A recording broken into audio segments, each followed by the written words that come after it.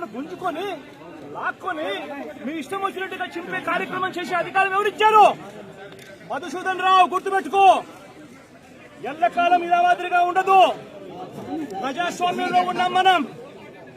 నీవి టోపీ మీద ఉన్న సింహాలకు అర్థం ఏమిటో తెలుసా? అధికారంలో ఉన్న వాళ్లకు సెల్యూట్ కొట్టడం కాదు, ప్రజాస్వామ్యాన్ని కాపాడడం కోసం మీరున్నారు. గుర్తుపెట్టుకోండి.